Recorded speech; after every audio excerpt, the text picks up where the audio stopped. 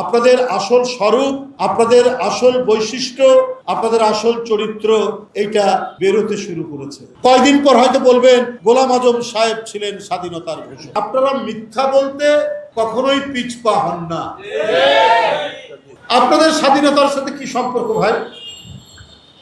হানাদার বাহিনী আমাদের মা বোনদের উপর যখন অত্যাচার করছে, সেই অত্যাচারকে তো আপনারা অত্যাচার বলেননি, সেই নির্যাতনকে আপনারা তো নির্যাতন বলেননি, বরং তাদেরকে আপনারা সমর্থন করেছেন, পৃষ্ঠপোষকতা দান করেছেন।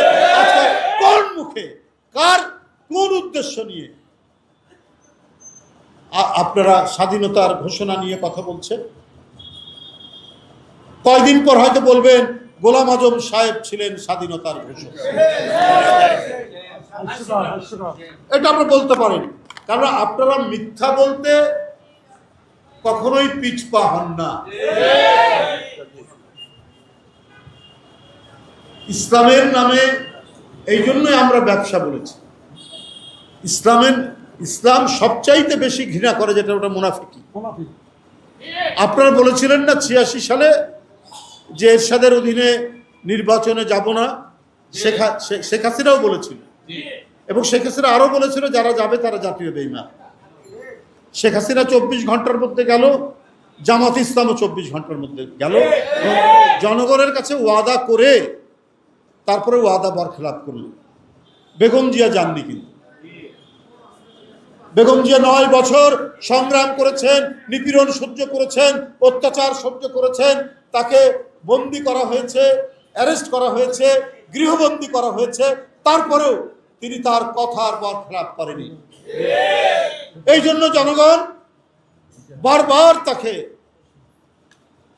সমর্থন দিয়েছে, রায় দিয়েছে, কিন্তু আপনারা সেটি পাননি।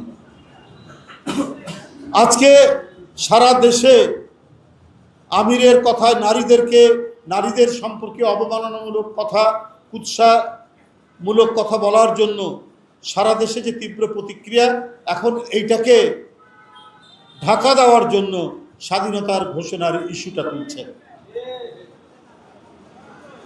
স্বতঃসিদ্ধ প্রতিষ্ঠিত কোনো বিষয়কে আপনি ঢাকা দিতে পারবেন না। আপনি আপনার যে ঘটনাটা ঘটিয়েছেন, যে অপমাননামূলক কথা বলেছেন নারীদের সম্পর্কে, ওইটা আপনি এই স্বাধীনতার ঘোষক কথা তুলে একটা বিতর্ক তৈরি করে মনে করেন যে ঢাকা পড়ে যাবে। এইটা ঢাকা পড়বে না।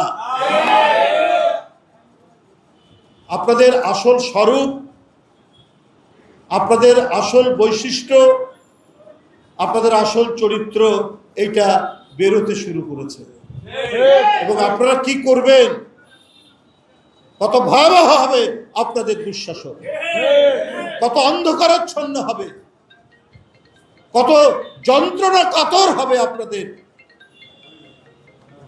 যদি আপনারা কখনো ক্ষমতায় আসেন। তাহলে সেটা গোটা জাতির পরিণতি কি হবে, এবং গণতন্ত্র যে মুখ থুবড়ে পড়বে, আপনারা আরেকটা ফ্যাসিবাদের এক নতুন বহিঃপ্রকাশ তৈরি হবে।